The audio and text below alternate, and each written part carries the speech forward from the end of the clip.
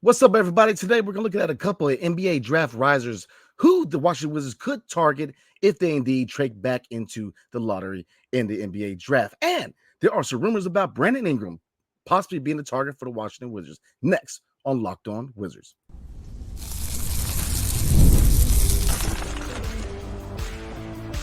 You are Locked On Wizards, your daily Washington Wizards podcast, part of the Locked On Podcast Network. Your team every day.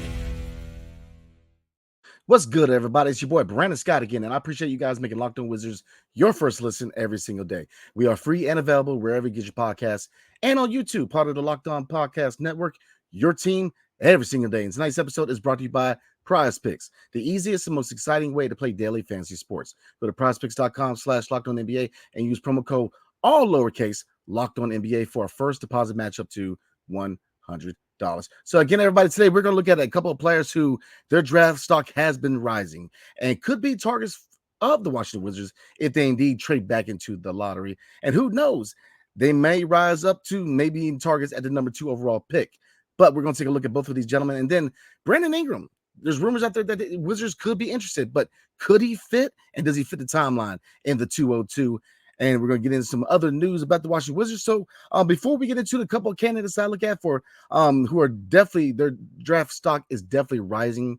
But we're going to get into some quick news real quick. Former head coach Wes Unseld Jr. has been hired by the Chicago Bulls to be their top assistant coach. So Wes Unseld, I don't know if this is a promotion or demotion, considering he was quote unquote promoted to the front office in Washington, but I think we all know what it is. But definitely want to wish him wish him the best, that is, going forward in Chicago, man. But as we know, guys, just couldn't do it as a head coach, man. But I definitely think he could be a very successful assistant coach, man. But just couldn't get it done as head coach. And now, we're looking forward to possibly Brian Keefe. So let's get into it, everybody. A couple of players that their draft stock has been rising over the last couple of weeks, and they very well could be targets of the Washington Wizards if the Washington Wizards do trade back into the lottery this NBA draft. So we're going to start with the first player, Cody Williams, out of the University of Colorado. So taking a look at Cody Williams, he is the brother of Jalen Williams of the Oklahoma City Thunder.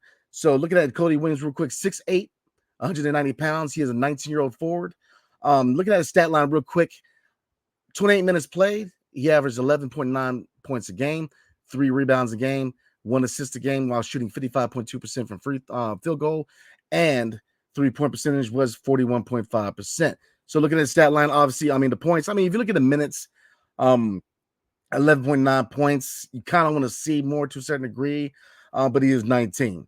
And he is more of a defensive type of player. We're going to get to that in a minute. But obviously, you want to see his rebound number, especially at 6'8", being a forward, go up, especially with 20 minutes played. But, they averaged around 3 rebounds and they 1 assist. Look at his field goal percentage. Obviously, the league average for the NBA is 45%. So he did shoot 45%, but he did shoot 55%. He did shoot 55.2% to be precise. So he definitely hits that mark. With his size, I see a lot of his shots as mid-range and him driving the lane. But like I said, we're going to get into his pros and cons in a minute. 3-point shot percentage, 41.5. So obviously, well over a league average. But we're going to talk about it. That's definitely still an area he needs to work on. So looking at the pros for Cody Williams, man. Before we can get into the pros, look at the size. 6'8", forward, 190 pounds. So he is a tweener as far as the weight. So you definitely want to see him get stronger, maybe add 5-10 pounds to get stronger, especially if he wants to play power forward. Looking at some of his pros, off-ball scoring. He does well scoring, being an off-ball scorer, man, in my opinion. He moves well without the ball. Number 2, transition scoring. He is money in transition. He can definitely roll down the lane, man, and he can definitely roll in transition and definitely help with the offense that wants to get faster. And we're looking at the Washington Wizards, that is, because that indeed is a goal for the Washington Wizards this upcoming season, is that they want to make this team faster in transition. And if you look at Cody Williams, man, his ability to score in transition, I think would be a good component to a future offense, especially an offense where they move the ball and they move fast in transition. Number 3, as far as his pros, man, the biggest area I see and the biggest area I like about Cody Williams is his elite defense. He is an elite defender. So he's going to come in at 6'8", and he's going to be very polished defensively.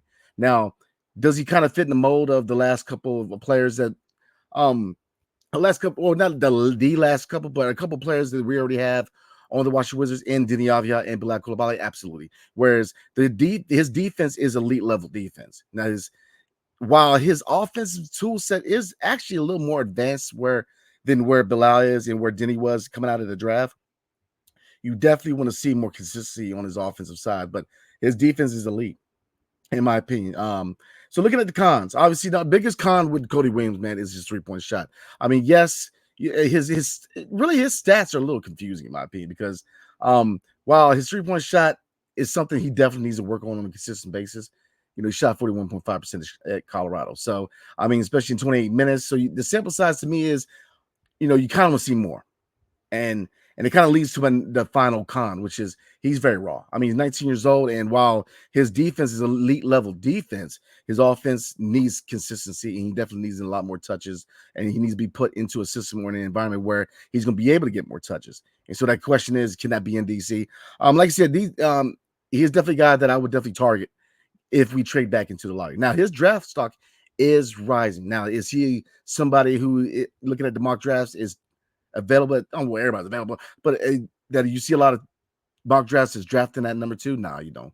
I mean, most of the time with the mock drafts, you're looking at Nikola Topic, you're looking at Ron Holland, you're looking at Zachary Reese-Shea, you're looking at Klingon, man, Donovan Klingon at the University of Connecticut. So, but I think he's definitely a guy where if we trade back into the first, or not the first round, but back into the lottery, he needs to be a target because we are indeed going into year 2 of a rebuild, and we need young assets, man. And looking at the fact that, his brother plays for OKC, Will Dawkins was part of that front office.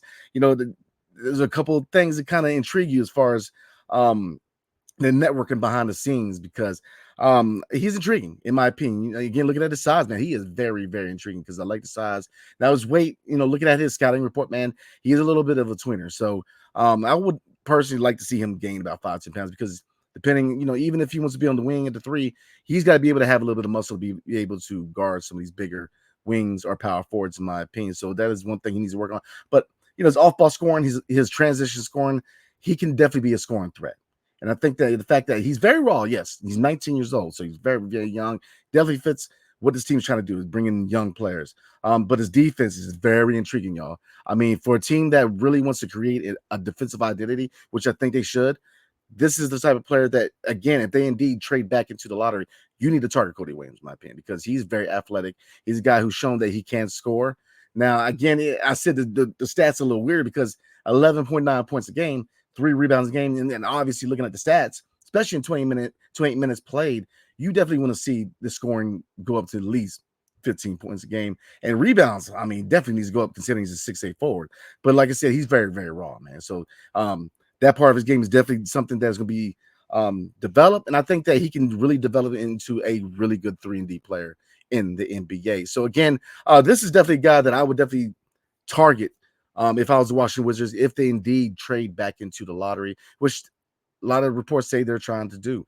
And I think they definitely should because, again, you're going into year 2 of a rebuild, and the name of the game this year, and I'm not looking forward to it, even though there's a lot more bigger names in next year's draft, you definitely want to grab a couple guys, and not 3 guys in this draft to scout and develop, man, and definitely see if you can turn them into not only quality starters, but maybe future all-stars because Will Dawkins and Michael Winger themselves said that they believe they are a couple of all-stars in this draft. And yes, a lot of experts are not very high on this draft, but look, not every draft is a sexy draft, man. The draft that Giannis Antetokounmpo was drafted in, I mean, that was not a sexy draft at all. I believe that was a draft where Otto Porter was drafted in Washington. So we all vividly remember that draft. But I mean, nothing against Otto Porter, man. Came and did his job, man.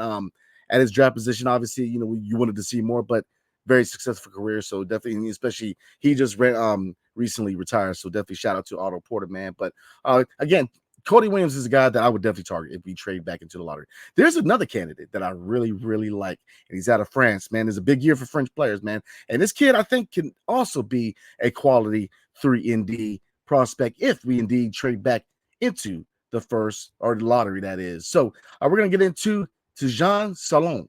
But before we do, tonight's episode is brought to you by Yahoo Finance. So wouldn't it be great if you could see all of your investments and retirement accounts in one place? With Yahoo Finance, you can consolidate your views from multiple accounts into one hub and access to expert analysis that you need to tend to your entire portfolio with confidence. So, for more than 25 years, Yahoo Finance has been the brand behind every great investor. Whether you're a seasoned investor or you're looking for that extra guidance, Yahoo Finance gives you all the tools and the data you need in one place. One place. They are the number one finance destination, producing a holistic look at the financial news cycle, including breaking news, original editorial perspectives, analyst ratings, independent research, customizable charts, and so much more. Securely link your brokerage accounts for a unified view of your wealth, including 401k and other investments. A comprehensive perspective is what sets apart great investors, everybody. And that's how Yahoo Finance ensures you have the insight to look at your wealth in its entirety. With a community of over 90 million users each month, the real strength is helping you on your way to financial success. So, for a comprehensive financial news and analysis, visit the brand behind every great investor, yahoofinance.com. The number one financial destination, yahoofinance.com. That's yahoofinance.com. Tonight's episode is also brought to you by PrizePicks. So you guys are wondering, what is PrizePicks, Brandon? Easy. Let me enlighten you. PrizePicks is America's number one fantasy sports app with more than 3 million members. It's the easiest and most exciting way to get in on the action while you watch your favorite sports and players. You pick more than or less than on 2 or more players and their stats and the projections and watch the winnings roll in. So you can now win up to 100 times your money on PrizePicks with as little as 4 correct picks. And if you do 5 players, if you get 3 out of 5, you can actually still get money back. You can turn $10 into $1,000 for basketball, hockey, and college basketball entries today on PrizePicks, America's number one fantasy sports app. So look, what do you have to do to get started? Easy. Download the app today and use promo code LOCKEDONNBA for a first deposit match up to $100. And again, download the app today and use promo code LOCKEDONNBA for a first deposit match up to $100. Are you watching Fox Sports or ESPN on your TV all day long? Have to turn down the volume with all that shouting? Make the switch to Locked On Sports today, a free 24/7 sports streaming channel program for you every day to bring you the biggest stories without all the screaming. Locked On Sports today brings you can't-miss analysis, opinions, and news, streaming 24/7 on YouTube or the free Amazon Fire TV channels app. Part of the Locked On Podcast Network, your team every single day. All right, everybody, let's get into it. The next player is Tijan Salon out of France, man, and he is a lot like Cody Williams, and I'm gonna get into it, but very similar to his skill set, man. And I really like this kid, man. I've been looking at him for the last couple of weeks, man, looking at his scouting report, and I'm telling you, he's a baller. So let's get into it, man. Tijan Salon is a 6'9" forward, 18 years old, 212 pounds. So looking at his statistics real quick, in 22.8 minutes played, he averaged 9.4 points, 3.9 rebounds, 0.8 assists, while shooting 40.2% from field goal range. So 3-point percentage was 33.1%. So again, looking at the statistics before we look at the pros and cons, obviously, 22 minutes. So he's scoring around 10 points a game, around 9.4. Again, at his size, you definitely want to see the rebound numbers go up. But he's very, very young. He's 18 years old. Field goal percentage, you want to see around 45. Obviously, the league average 45. He's shooting 40. So 3-point, the same. You definitely want to see around 35. He's shooting around 33.1%.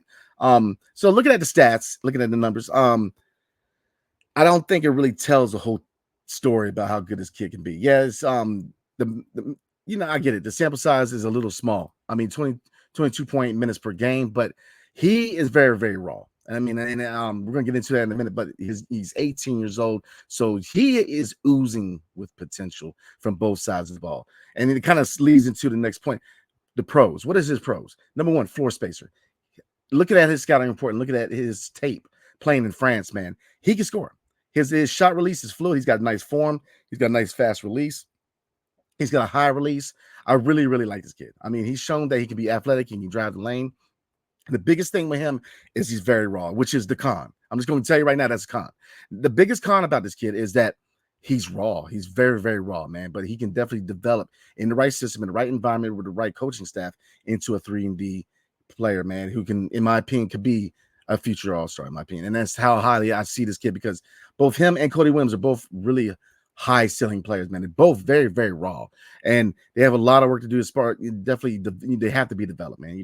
They are far from being complete packages, and both Tijan Salon and Cody Williams, they both are going to need to be developed.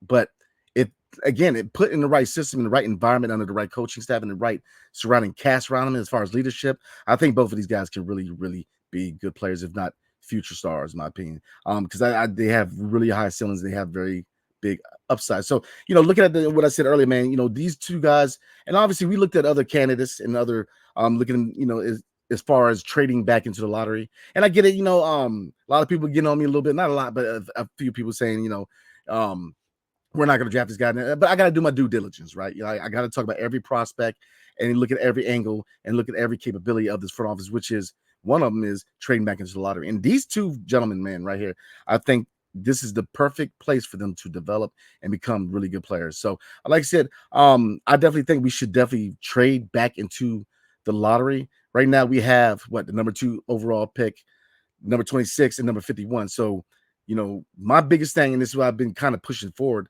on this channel and other outlets, is why not put a veteran player such as Kyle Kuzma, which, is not a player you necessarily need to move, but look, this is a good draft for development. So if you can match Kyle Kuzma and his contract and pair it with the number 26 pick, maybe you can. And I think there's a high chance that they can definitely trade back into the lottery, man, and they can get a couple of really high upside players out of this draft, man. So that's what I think they should do. And I think that if you look at two candidates that you definitely need to target, is these two gentlemen, because they are oozing with potential, man. A couple of other things to look at with Tijon. Floor space, we already talked about that. Defensive potential. Now, his defense, you see the potential defensively. You definitely, now what are the things he needs to work on? Definitely lateral movement on the defense. Try to stay in front of he can struggle at times with faster guys and stand in front of faster guys, especially with guards, man. But his defensive potential is oozing. He has the potential to be a 3-and-D. You definitely see where he could be a better defender. It comes down to technique, right? Developing these guys, showing them proper technique. But the effort's there. He's definitely put a lot of effort on the defensive side, man. So, like I said, his defense is not broken. He's got to be developed, but I think he can develop into a definite 3-and-D player, in my opinion. But yeah, the biggest con is he is raw. He's very, very raw, man. It reminds me a lot about Bilal Coulibaly, where defensively you see the potential. Now he's a little more polished than Bilal is offensively, in my opinion. Because his shot is on point. It's just, I think it comes with repetition. He's only 18 years old. He only played 22 minutes. I get the sample size, doesn't really scream at you, especially shooting 40% for the field and 33% from three. But I definitely charge you guys, man. Take a look at a scouting report, man, and definitely comment below and let me know what you guys think, because through my eyes, man, as a basketball analyst, man, I'm saying right now, the kid is going to be good. He really is, and he's very young. And I think, and really the age for both Cody Williams, who was 19, and Tijon Salon is at 18, man, is the biggest point too, is their age, man. They're very young, but we've got nothing but time, right? Because it's all about development with the Washington Wizards right now, scouting and development, and trying to scout and develop young assets to get, definitely add to the young foundation we have here in DC. But again, everybody, before we move on, I would definitely, if the Wizards are intent on trading back into the lottery, I would definitely recommend them targeting Cody Williams and or Tijon Salon, because I think both of these guys have the potential, have the drive, the work ethic, and the skill set to be 3-and-D wings in the future. They're going to have to be developed, and they're very, very raw, but I think they can definitely be developed into 3-and-D wings, man. So we're going to take a look at some rumors, man, that suggest that the Wizards may be interested in Brandon Ingram. Should they be interested in him, and how would he fit the timeline, and how would he fit on the roster? But we're going to talk about that in a minute. But before we do, tonight's episode is brought to you by FanDuel. So it's winner take all in the NBA and the NHL, and FanDuel's giving you a shot to bring home a big win of your own, right? Right now, new customers get $150 in bonus bets with any winning $5 bet. That's $150 bet on spreads, money lines, player props, and more. All you have to do is visit FanDuel.com/lockedon and make every playoff shot count. FanDuel, America's #1 sportsbook. All right, everybody, let's get back into it. So last thing on the agenda tonight, there were rumors that the Washington Wizards are interested in maybe acquiring Brandon Ingram. Should they be? And does he fit the timeline? Let's get into it. So before we get into my opinion, whether they should go after him and whether he fits, let's take a look at Brandon Ingram, who people call KD light or KD 2.0. And if he indeed comes to Washington, we would actually be his third team, obviously drafted by the LA Lakers, sent to New Orleans in the Lonzo Ball trade. sending Lonzo Ball to New Orleans, but he was I don't know why I said the Lonzo Ball trade, the Anthony Davis trade, because he was the headliner, right? He came over to the Pelicans with the Anthony Davis trade, sending him to LA. And his best season was last season, the 2022 to 2023 season, where he averaged 24.7 points a game. But he started more games this season than he did any other year, starting 64 games. So look at and he didn't look at some other numbers real quick. This year, he actually averaged 20.8 points a game, and he shot 49% from the field, 35% from three. He averaged around 5.1 rebounds and 5.7 assists. Those numbers do scream at me because he is more of a complete player. He definitely, his assist numbers are really, really where I want to see see him play, in my opinion, because he's more of a complete player. He looks to get other people involved. He gets up there and gets rebounds. And of course, he's a scorer, man. And so I've always been pretty high on Brandon Ingram. Let's take a look at his contract real quick. Next year is his last year of his rookie extension, and he's being paid next this season coming up $36 million. So if we try to obtain him, obviously it would have to be via trade. And this is through Troy Halliburton. A shout out to my man Troy Halliburton on Twitter. Definitely any insider news on the Washington Wizards, definitely consider following Troy Halliburton on Twitter, aka X. And he made it known that the organization said, per insider, that they, if they make any trades, it's not going to be with picks. Picks are off the table right now for the Washington Wizards, and that is coming from the front office of Michael Winger, Will Dawkins, and Travis Schlenk, which is, if they try to attain the player, man, it's not going to be with picks, because right now they're trying to obtain picks and not give away picks, man, especially first-round picks, man. So let's get into it, right, real quick. Should they go after him? Let me say this, man. If we were not in a rebuild, yes, I like Brandon Ingram. I've liked him for a long time. He's a scorer. He's a dog. And if you look at his statistics like we did, his assist numbers are on point. He's definitely looking to get other people involved. His rebound numbers, definitely man. He's a scorer. Like I said, he's a guy who is a walking basket. That's why they call him Kevin Durant 2.0, because he's a guy who's a pure scorer, man. But should we go after him? No. We're in a rebuild, man. And we already got forwards that we need to develop in Denny Avdia, because Denny still needs to develop. Same with Bilal Coulibaly. Same with Corey Kispert. If we weren't rebuilding, absolutely, I would love Brandon Ingram here, man. But we're rebuilding, and I don't see, it would take a little bit to acquire him. Obviously, the New Orleans Pelicans, they're going to have to choose between Brandon Ingram and Zion Williamson, which is, another subject for another day for another organization, because we the Wizards here, right? So, they're possibly looking to move him, but what it would take to acquire him. Why would he want to come to Washington after 1 year anyways? You would give up assets to acquire him and then turn around. He's probably not going to re-sign unless the money's really good. And even with that, man, why? We're in year 2 of a rebuild. So I don't think that the Washington Wizards should go after Brandon Ingram. Like I said, if this was not a rebuild, I would love Brandon Ingram on this team, man. And I'll be rushing to get him signed to a long-term deal, man. But we're in a rebuild. And I think that the focus as far as forwards should definitely be on Denny and get him solidified as a 3-and-D and then making it official. With him being a 3D player, definitely getting Bilal where he needs to be, definitely getting Corey Kispert where he needs to be, and what other forward prospects we have, man. But right now, I don't want to see us very active in the trade scenarios or even free agency, because right now it's scouting and development time. Right now, seeing what you have in these young guys and who's part of the future. And I don't think we should go after Brandon Ingram. Because like I said, look at how much we'll probably have to give up to acquire him. And he's an aspiring deal. And why would he want to be in Washington, considering we're in a rebuild? And we're probably 2-3 years away from taking that final steps towards contention, right?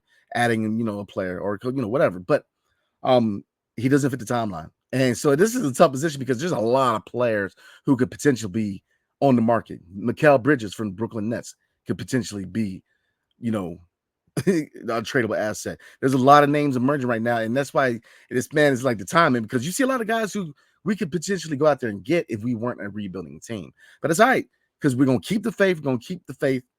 We're going to definitely be patient, and let's let the front office, the big three in the front office, do their jobs and let them cook, man, because I think we're definitely headed down the right direction. But so I'm going to go ahead and say no, everybody. Definitely comment below. Let me know what you think. But I wouldn't go after Brandon Ingram.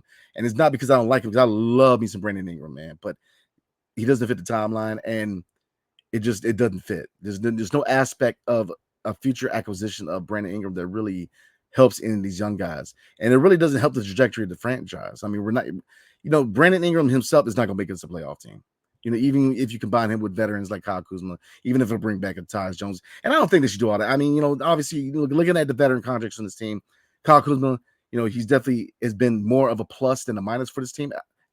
But he's a team-friendly deal. Do you need to move him? No, but eventually you probably will. But Kyle Kuzma and Tyus Jones would not be a supporting cast that, if you acquired Brandon Ingram, will make us a playoff team. It's just not. I mean, at this point, we're going into year 2 of a rebuild right now. It's scouting and development, and sooner or later they're going to start the youth movement. And I don't think they need to go after Brandon Ingram. So that's my opinion. Obviously, you guys comment below. Let me know what you guys are thinking. If we weren't rebuilding, I would love Bi in the 202, man. But right now, he doesn't fit, and unfortunately, he's probably going to be hit elsewhere. So, definitely comment below. Let me know what you guys are thinking, man.